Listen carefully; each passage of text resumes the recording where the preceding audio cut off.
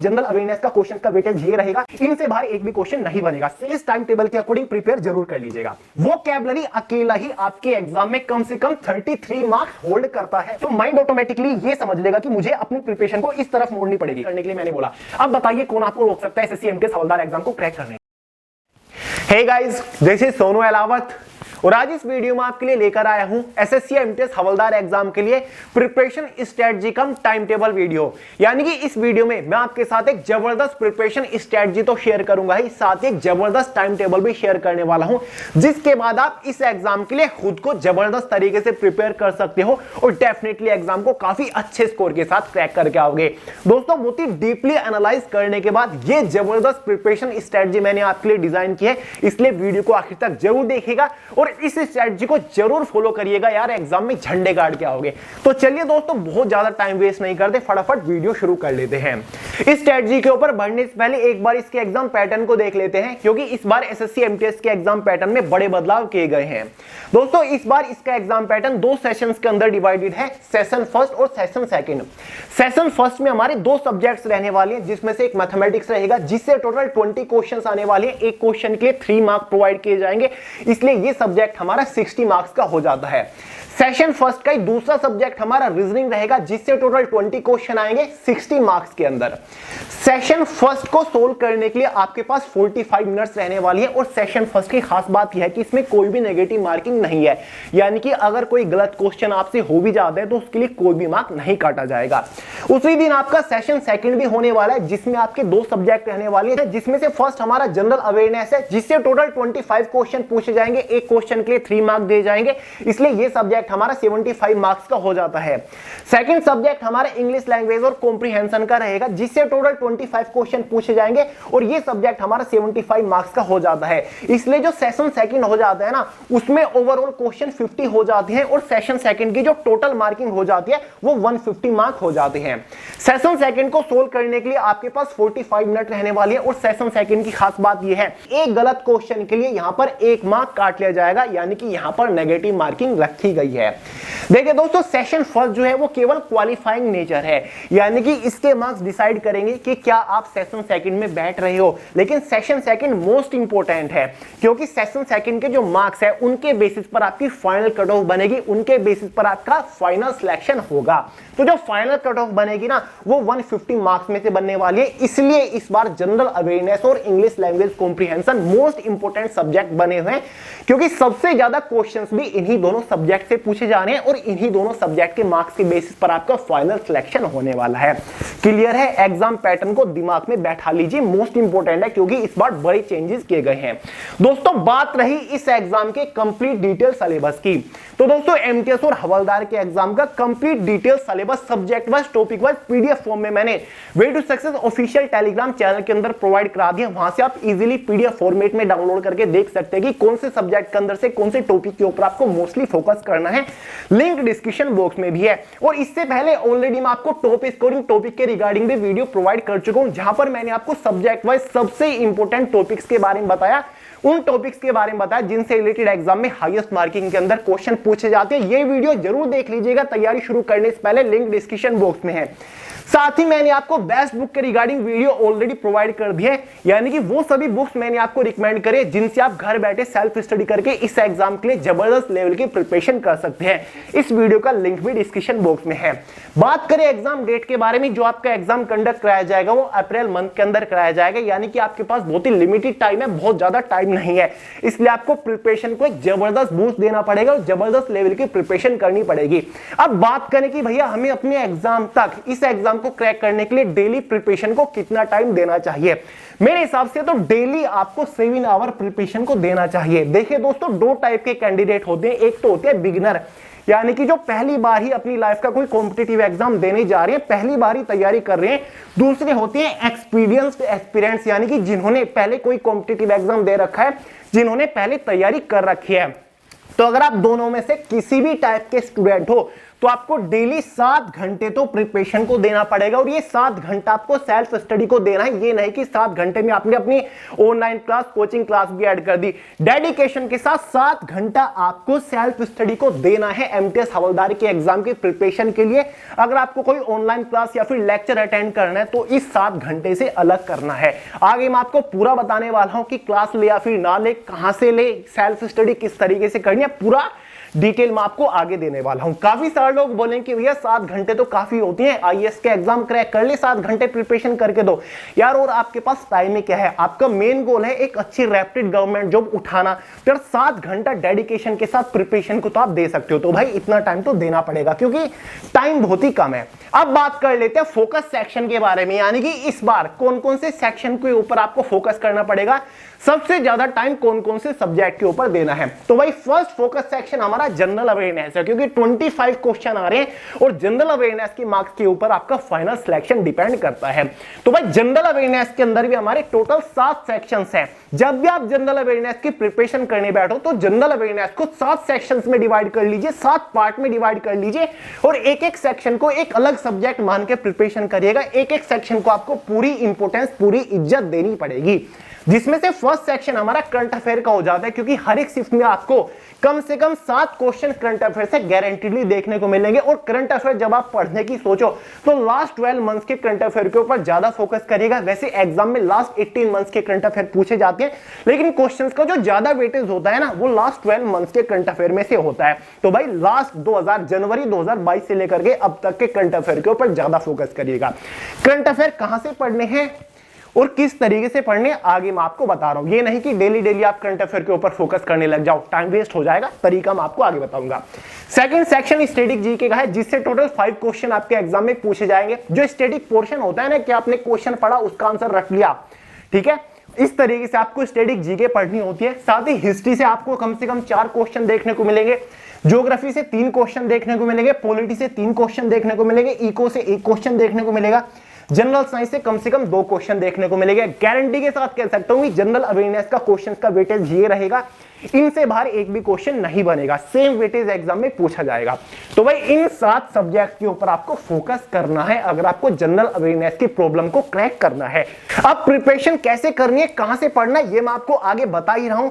But दोस्तों ध्यान रखिएगा, जैसे कि स्टैटिक जीके हो गया, इसके अंदर भी हमारे वेरियस टॉपिक्स होते हैं, तो वो सभी टॉपिक्स मैं आपको ऑलरेडी टॉपिक स्कोरिंग टॉपिक वाली वीडियो में प्रोवाइड कर चुका हूं।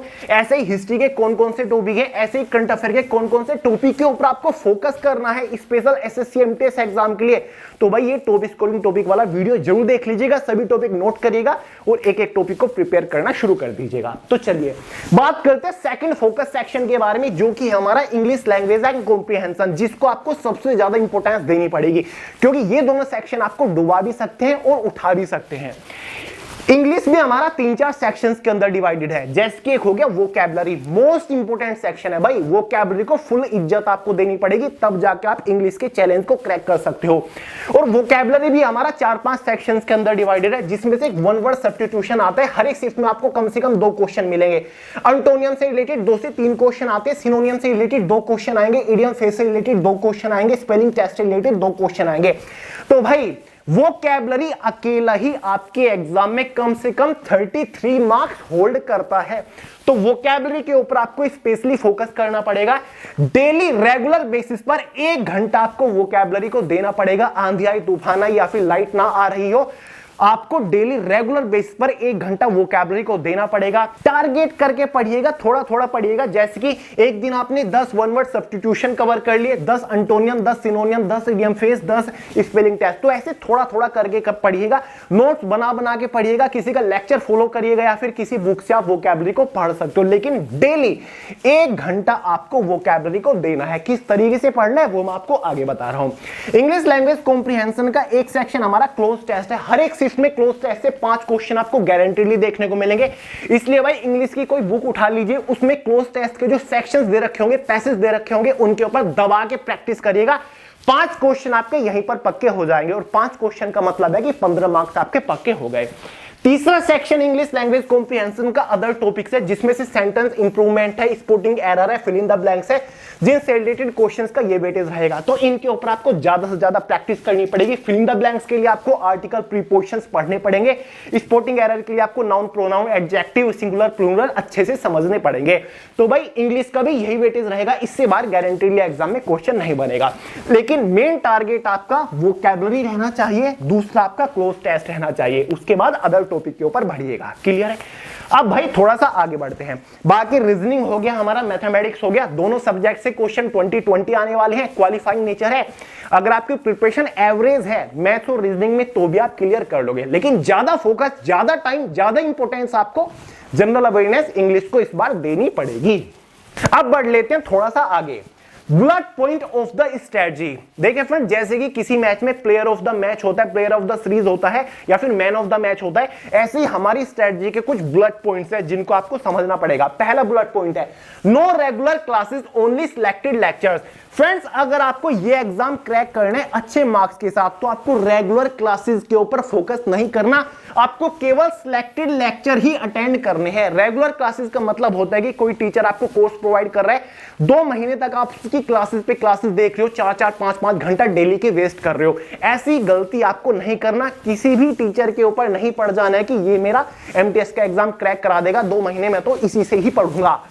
आपको केवल सिलेक्टेड लेक्चर देखने हैं। पहले खुद को एनालाइज करिए, एमटीएस के एग्जाम के सिलेबस को एनालाइज करिए, देखिए आपको क्या क्या नहीं आता। जो टॉपिक वीक है उसी टॉपिक से रिलेटेड कॉन्सेप्ट क्लियर करने के लिए बहुत ही सिलेक्टेड लेक्चर आप अटेंड करिए। जो टॉपिक वीक है उसको सर्च करिए, उसे से रिलेटेड कोई ऑनलाइन लेक्चर देख लीजिए। जब उससे रिलेटेड कॉन्सेप्ट क्लियर हो जाए, फिर नेक्स्ट सिलेक्टेड टॉपिक को उठा लीजिए।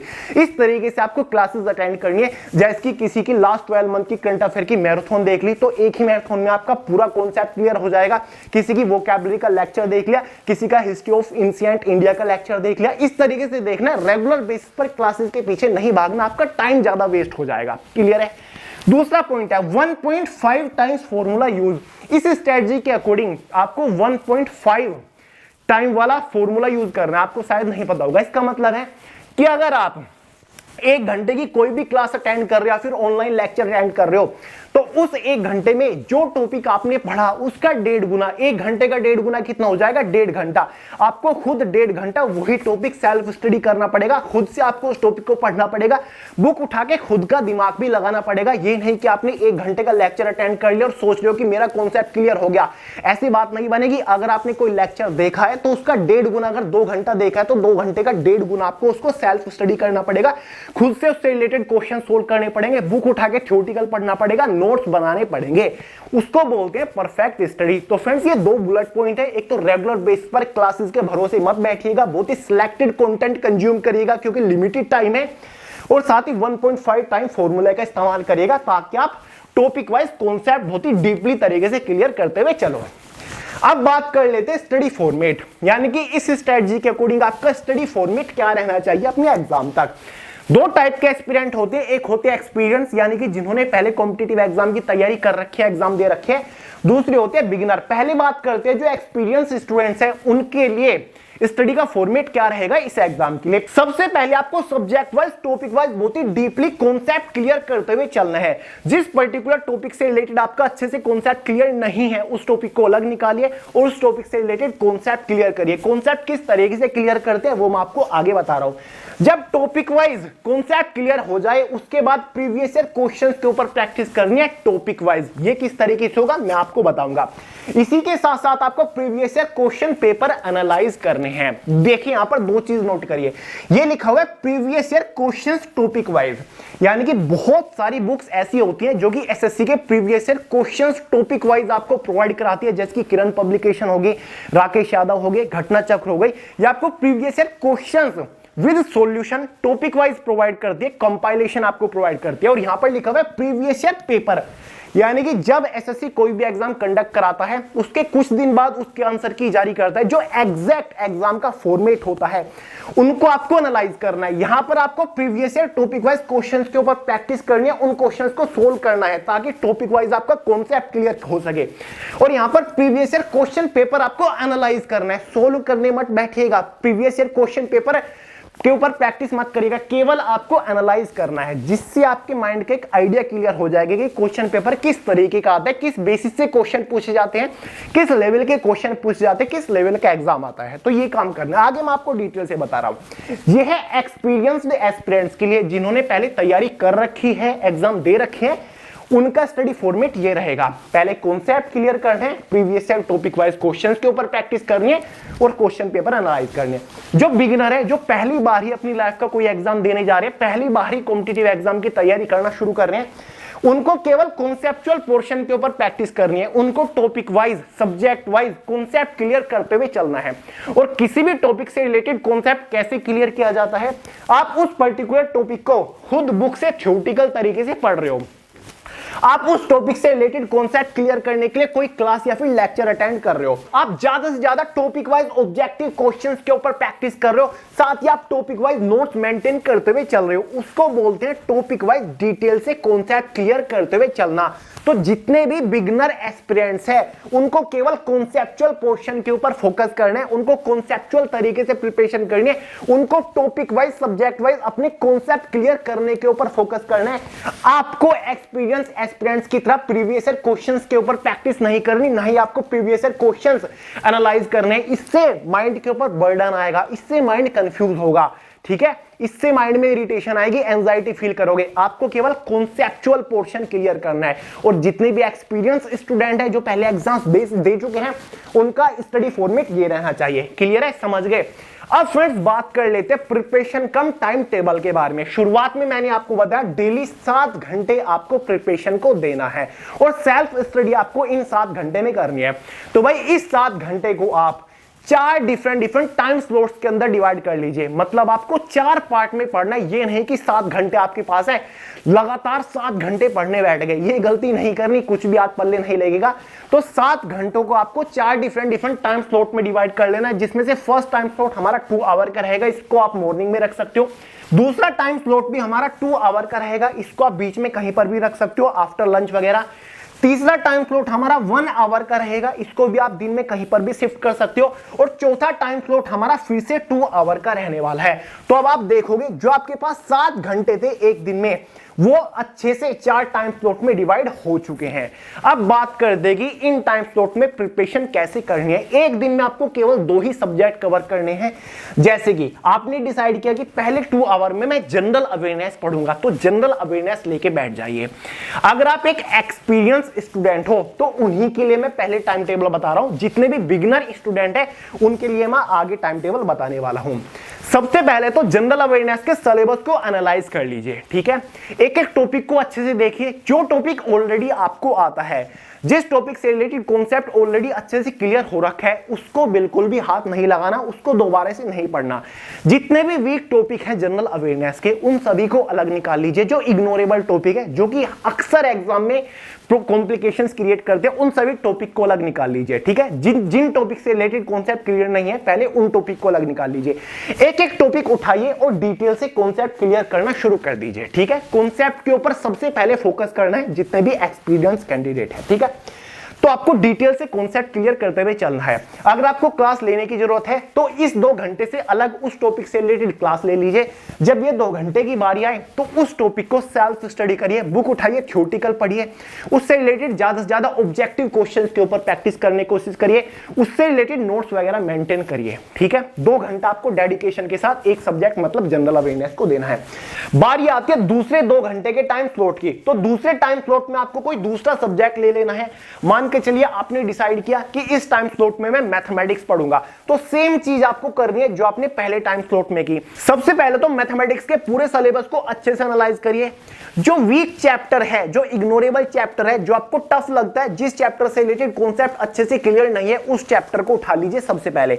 मान के चलिए प्रॉफिट एंड लॉस से रिलेटेड आपका कॉन्सेप्ट क्लियर नहीं है, प्रॉफिट एंड लॉस को उठा लीजिए। प्रॉफिट एंड लॉस चैप्टर को भी अच्छे से एनालाइज करिए। ये देखिए कि इस चैप्टर में किस किस टाइप के क्वेश्चन पूछे जाते हैं।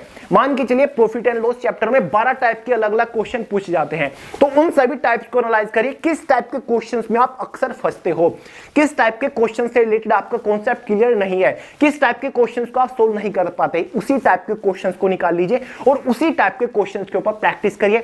अगर आपको कॉन्सेप्ट क्लियर करने के लिए कोई क्लासेस की जरूरत पड़ रही है, आप खुद से उसको नहीं पढ़ पा रहे हो, तो कोई क्लास ले लीजिए, वरना सेल्फ स्टडी बुक से थ्योरेटिकल पढ़िए। उस टाइप के क्वेश्चन से रिलेटेड आप ज्यादा से ज्यादा क्वेश्चन सोल्व करिए, सॉल्यूशन देख के समझने की कोशिश करिए, एग्जांपल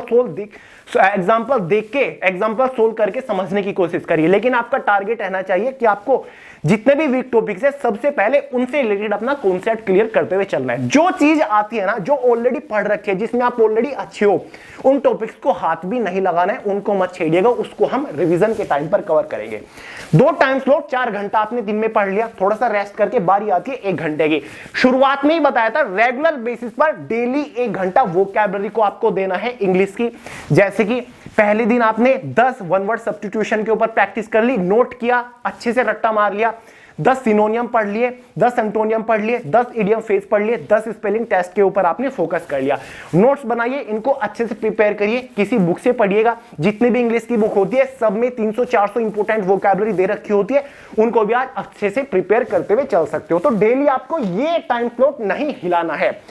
इस टाइम स्लॉट को आप बदल सकते हो। जैसे ही जनरल अवेयरनेस के एक पर्टिकुलर चैप्टर खत्म हो जाए, नेक्स्ट डे आप इसकी जगह रीजनिंग लेकर आ सकते हो, मैथ्स की जगह इंग्लिश लेकर आ सकते हो। लेकिन डेली वोकैबुलरी जब तक आपका एग्जाम नहीं होता 1 घंटा आपको पढ़ना ही पढ़ना है। और किस तरीके से पढ़ना है ये मैं आपको बता चुका हूं। फिर ये 1 घंटा खत्म होने के बाद लास्ट में 2 घंटे का आपका टाइम स्लॉट बचता है। इसको आप नाइट में रखिएगा, 8 से 10 रख सकते हैं, या फिर 9 से 11 भी इसको आप रात में रख सकते हैं।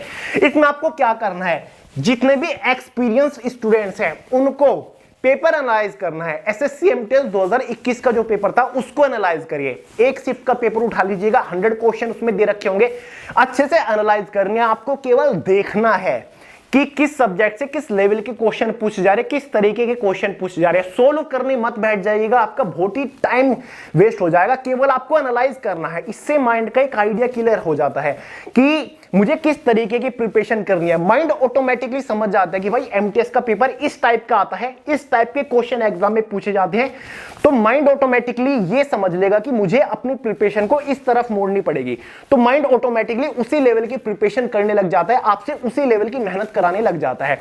तो भाई आपको डेली इस 2 घंटे में एक पेपर, एक शिफ्ट को एनालाइज करने, चाहे वो 2021 की हो, 2020 की हो, एसएससी एमटीएस हवलदार की होनी जरूरी है। डेली आपको रिवीजन करना है। जो आपने दिन भर पढ़ा 3 टाइम स्लॉट में, उसको रिवीजन करिएगा सोने से पहले। जो आपने जनरल अवेयरनेस में पढ़ा, नोट्स वगैरह बनाए होंगे, जो आपने मैथ्स में पढ़ा है, फिर जो आपने वोकैबुलरी पढ़ी, उसको डेली सोने से पहले एक बार हल्का सा रिवीजन जरूर कर लीजिएगा। साथ ही इसी 2 घंटे में नोट्स वगैरह मैनेज करने हैं, आपको मेंटेन करना है। साथ ही इसी 2 घंटे में आपको नेक्स्ट डे, अगले दिन की भी प्लानिंग करनी है कि आज मैंने कितना चैप्टर खत्म करा, आज मैंने क्या क्या पढ़ा और कल मुझे कौन कौन से टॉपिक के ऊपर फोकस करना है। जो वीक टॉपिक है, जो क्वेश्चंस वीक है, उनको आपको पहले दिन अलग निकाल लेना है और अगले दिन उनके ऊपर प्रैक्टिस करनी है। तो भाई ये आपका टाइम टेबल रहना चाहिए। अगर आप इस तरीके से प्रिपरेशन करते हो तो आप एक नेक्स्ट लेवल की प्रिपरेशन कर पाओगे, एग्जाम को एक अच्छे स्कोर के साथ क्रैक कर पाओगे। और फ्रेंड्स डेली 2 सब्जेक्ट को पढ़िएगा। जब जनरल अवेयरनेस के एक पर्टिकुलर चैप्टर खत्म हो जाए, एक टॉपिक खत्म हो जाए, इसकी जगह सब्जेक्ट को स्विच कर लीजिएगा। रीजनिंग आप लेकर आ सकते हैं, इंग्लिश आप लेकर आ सकते हैं। जब पूरा एक चैप्टर से रिलेटेड कॉन्सेप्ट क्लियर हो जाए ना, तब आप यहां पर स्विच कर सकते हैं। और ये जो मैंने आपको टाइम टेबल बताया ना, ये मंडे टू सैटरडे का है। संडे के दिन आपको क्या करना है वो मैं आपको बता रहा हूं। ये आपको 6 दिन तक करना है, ठीक है। ये भी संडे में क्या करना है वो मैं आपको आगे बता रहा हूं। ये था एक्सपीरियंस के लिए। अब जो बिगिनर है, जो पहली बार कोई एग्जाम देंगे, उनके लिए मैं आपको एक छोटा सा टाइम टेबल बता दूं। आपको भी इन 7 घंटों को 4 डिफरेंट टाइम स्लॉट में डिवाइड कर लेना है। 2 घंटे के फर्स्ट टाइम स्लॉट में आपको किसी एक पर्टिकुलर सब्जेक्ट को उठा लेना है। मान के चलिए आपने डिसाइड किया कि पहले 2 घंटे के टाइम स्लॉट में मैं जनरल अवेयरनेस को पढ़ूंगा, तो भाई डेडिकेशन के साथ जनरल अवेयरनेस को पढ़िए। जनरल अवेयरनेस से related topic wise concept clear करते हुए चलना है आपको। दूसरे टाइम स्लॉट में दूसरा सब्जेक्ट ले लीजिए। मान के चलिए आपने मैथमेटिक्स ले लिया, उससे रिलेटेड कॉन्सेप्ट क्लियर करते हुए चलना है, जैसे कि एक्सपीरियंस लोगों को मैंने बताया। साथ ही 1 घंटे के टाइम स्लॉट में आपको डेली वोकैबुलरी ही फोकस करनी है। लेकिन लास्ट का जो 2 घंटे का टाइम स्लॉट रहेगा नाइट का, उसमें आपको previous year questions paper analyse नहीं करने, उसमें आपको वीक सेक्शन के ऊपर फोकस करना है। जैसे कि दिन में आपने जनरल अवेयरनेस पढ़ा, मैथमेटिक्स पढ़ा, इन दोनों में से जो भी वीक सेक्शन होगा, आपको लगता है कि ज्यादा वीक मेरा जनरल अवेयरनेस है, जनरल अवेयरनेस का सिलेबस भी बड़ा है और ये मुझे अच्छे से समझ भी नहीं आता, तो भाई नाइट के 2 घंटे में आपको वीक सेक्शन, वीक सब्जेक्ट को 2 घंटा एक्स्ट्रा देने पड़ेंगे। ये तो ऑब्वियस सी बात है, जिस सब्जेक्ट का सिलेबस ज्यादा बड़ा है, जिस सब्जेक्ट में आप वीक हो, उस सब्जेक्ट को प्रिपेयर करने के लिए आपको ज्यादा टाइम तो देना पड़ेगा। तो नाइट के 2 घंटे में आपको वीक सब्जेक्ट को 2 घंटा एक्स्ट्रा देना है। ठीक है, मान के चलिए जनरल अवेयरनेस का आप वीक है तो 2 घंटे जनरल अवेयरनेस मॉर्निंग में हो गया, 2 घंटे उसको नाइट में दे दीजिएगा। क्लियर है? तो ये आपको करते हुए चलना है और आपको कॉन्सेप्ट के ऊपर फोकस करना है। आपको प्रीवियस ईयर पेपर एनालाइज नहीं करनी, प्रीवियस ईयर क्वेश्चंस के ऊपर आपको प्रैक्टिस नहीं करनी, आपको टॉपिक वाइज कॉन्सेप्ट क्लियर करने के ऊपर फोकस करना है। अगर आप एक बिगिनर स्टूडेंट हो, पहली बार एसएससी एमटीएस हवलदार का एग्जाम देने जा रहे हो, और ये टाइम आपका ये time table Monday to Saturday का है। अब बात करते हैं कि संडे में क्या करना है। देखिए दोस्तों, संडे में आपके पास 7 घंटे रहेंगे। रेस्ट मत सोचिएगा, क्योंकि जवाहरलाल नेहरू जी ने कहा है कि आराम हराम है। तो संडे में भी आपको पढ़ाई करनी है। संडे में आपको क्या करना है, सबसे पहले तो आपको करंट अफेयर के ऊपर फोकस करना है। जैसे कि मैंने आपको बताया, लास्ट 12 मंथ्स के करंट अफेयर के ऊपर फोकस करिएगा। जनवरी 2022 से लेकर के अब तक के करंट अफेयर के ऊपर फोकस करना पड़ेगा। हर संडे में किसी एक मंथ को उठा लीजिए। आपने डिसाइड किया कि जनवरी 2022 के करंट अफेयर पढ़िए। जब जनवरी 2022 के करंट अफेयर कवर हो जाए, उसके बाद फरवरी 2022 के करंट अफेयर कवर करिए। इस तरीके से करंट अफेयर 1 बाय 1 कवर करते हुए चलिएगा। डेली करंट अफेयर के ऊपर फोकस मत करिएगा, टाइम वेस्ट करने की जरूरत नहीं है, क्योंकि आपको बहुत ही लिमिटेड टाइम में एक एग्जाम को क्रैक करना है। ठीक है, तो आपको मंथली करंट अफेयर प्रिपेयर करनी है। वैसे भी कल मैं आपको लास्ट 12 मंथ्स की करंट अफेयर का जबरदस्त सुपरफास्ट मैराथन प्रोवाइड करा रहा हूं, तो करंट अफेयर की आपकी प्रॉब्लम वहां से दूर हो जाएगी। ये समझिए 6 से 7 क्वेश्चन आपके करंट अफेयर के उस मैराथन से पक्के हो जाएंगे। क्लियर है? तो संडे में आपको स्पेशल करंट अफेयर के ऊपर फोकस करना है। साथ ही आपको वीकली रिवीजन करना है। जो आपने पूरे हफ्ते पढ़ा, जो आपने मंडे टू सैटरडे पढ़ा, वो सारा आपको हफ्ते में एक दिन रिवाइज जरूर करना है। बहुत ही डीपली रिवीजन करने की जरूरत नहीं है, एक बार नजर डाल लीजिएगा, आपका काम हो जाएगा। 2-3 घंटे में आप पूरे हफ्ते का पढ़ा हुआ अच्छे से रिवाइज कर लोगे। तो भाई डेली तो आपको रिवीजन करते हुए चलना ही है, लेकिन आपको वीकली भी रिवीजन करते हुए चलना है, क्योंकि लिमिटेड टाइम है। तो भाई ये तो हो गया आपका conceptual portion. After conceptual preparation, यानी कि जो एक्सपीरियंस्ड स्टूडेंट थे, जब उनका कॉन्सेप्चुअल पोर्शन खत्म हो जाए, जब उनके सारे के सारे वीक टॉपिक्स खत्म हो जाएं, जिनसे रिलेटेड वो अपना कॉन्सेप्ट क्लियर कर रहे थे, उसके बाद आपको क्या करना है। देखिए दोस्तों, इसमें आपका बहुत ज्यादा टाइम कंज्यूम नहीं होगा, क्योंकि यहां पर आप सिलेक्टेड टॉपिक को प्रिपेयर करते हुए चल रहे हो। पहले उन टॉपिक से रिलेटेड अपना कॉन्सेप्ट क्लियर करते हुए चल रहे हो जो कि आपके वीक है। तो पहले सिलेबस को एनालाइज करके सभी वीक टॉपिक निकाल लीजिएगा और उन सभी वीक टॉपिक को इस टाइम टेबल के अकॉर्डिंग प्रिपेयर जरूर कर लीजिएगा। तो जब सारे वीक टॉपिक प्रिपेयर हो जाए ना, उसके बाद आपको क्या करना है, उसके बाद आपको हार्डकोर प्रिपरेशन की तरफ बढ़ना है। फिर से आपको ये 7 घंटे 4 टाइम स्लॉट में डिवाइड कर लेना है। फिर से आपको 2 घंटा इसी एक पर्टिकुलर सब्जेक्ट को देना है, दूसरा 2 घंटा दूसरा टाइम स्लॉट किसी दूसरे पर्टिकुलर सब्जेक्ट को दीजिएगा। लेकिन ये जो आपका 1 घंटा था वो वोकैबुलरी का सेम टू सेम रहेगा। नाइट में 2 घंटा आपका रहेगा, इसमें भी आपको प्रीवियस ईयर पेपर एनालाइज करना है। लेकिन यहां पर बदलाव इतना है कि जब आप पहले टाइम स्लॉट में किसी एक पर्टिकुलर सब्जेक्ट को पढ़ रहे होंगे, मान के चलिए आप जनरल अवेयरनेस ही पढ़ रहे होंगे, तो जनरल अवेयरनेस से रिलेटेड आपको कॉन्सेप्ट क्लियर करने की जरूरत नहीं है, क्योंकि वो ऑलरेडी आप कर चुके हो।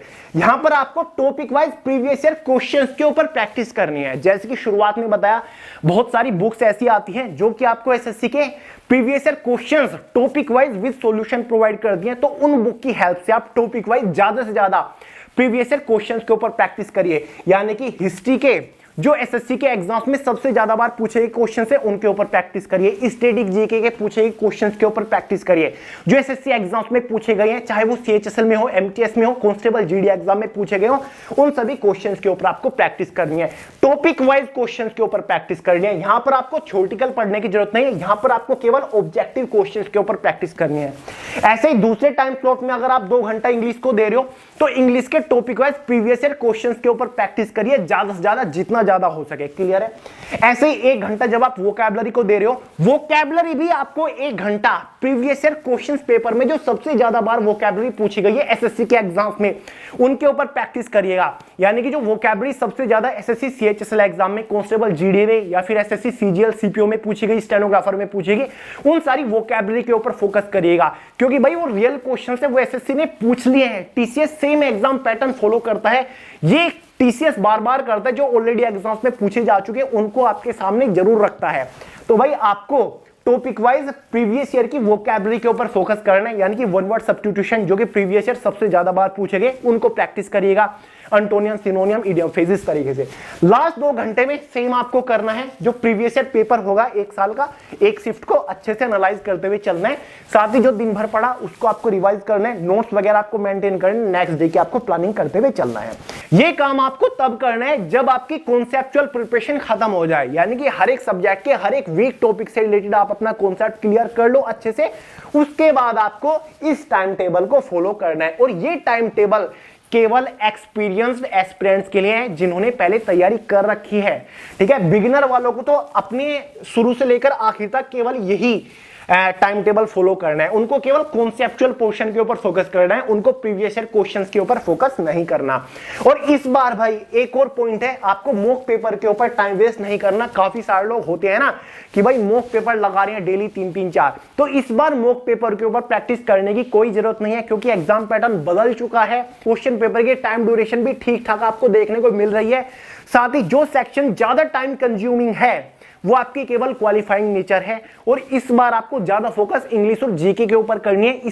इसलिए आपको मॉक वगैरह के ऊपर ज्यादा टाइम वेस्ट नहीं करना, और आपको इजीली इस एग्जाम के लेवल के अकॉर्डिंग नए मॉक पेपर मिलेंगे भी नहीं। इसलिए अगर आप कोई प्रोवाइड कर रहा है तो उनसे बच के रहेगा मेरे हिसाब से, तो केवल क्लियर है। बात करते हैं लास्ट पॉइंट के बारे में, डीप रिवीजन बिफोर एग्जाम। दोस्तों ये पॉइंट लास्ट के लिए है।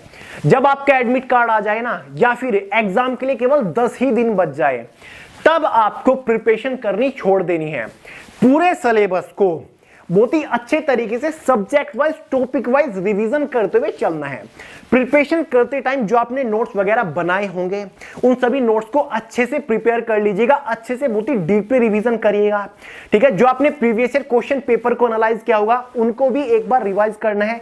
प्रीवियस ईयर क्वेश्चन के ऊपर जो टॉपिक वाइज आपने प्रैक्टिस करी उनको भी अच्छे से रिवाइज करना है। यानी कि जो आपने 2-2.5 महीना पढ़ा, पूरे सिलेबस को अच्छे से रिवाइज करना है, टॉपिक वाइज बहुत ही गहराई के साथ आपको रिवीजन करना है। और ये रिवीजन आपका कम से कम एग्जाम से 10 दिन पहले होना चाहिए। कम से कम आपको 10 दिन डीपली रिवीजन करना ही पड़ेगा। तो फ्रेंड्स, इस स्ट्रेटजी के अकॉर्डिंग आप 3 बार रिवीजन कर चुके होंगे। एक तो आप डेली पढ़ा हुआ रात में रिवाइज करते हुए चल रहे हो, साथ ही वीकली रिवीजन करने के लिए बोला, साथ ही लास्ट में पूरे सिलेबस को रिवाइज करने के लिए मैंने बोला। अब बताइए कौन आपको रोक सकता है एसएससी एमटीएस हवलदार एग्जाम को क्रैक करने से। तो फ्रेंड्स, आई होप आप इस स्ट्रेटजी को अच्छे से समझ गए होंगे और फॉलो भी करोगे। अगर आप फॉलो करते हो रियली में यार बहुत अच्छा स्कोर आप कर सकते हो, क्योंकि बहुत ही तरीके से आप प्रिपरेशन करते हुए चलोगे, बहुत ही डिसिप्लिन के साथ आप प्रिपरेशन करते हुए चल रहे हो। तो चलिए दोस्तों, इस वीडियो में इतना ही रखते हैं। कोई भी डाउट हो, कोई भी क्वेश्चन हो, कमेंट करके पूछ सकते हैं, वरना आपको सोनू यादव के नाम से इंस्टाग्राम के ऊपर मिल जाऊंगा। बाकी वीडियो पसंद है लाइक करेगा दोस्तों, शेयर करेगा, चैनल को सब्सक्राइब करना मत भूलिएगा। मिलते हैं अगली वीडियो में बहुत जल्द, तब तक के लिए जय हिंद।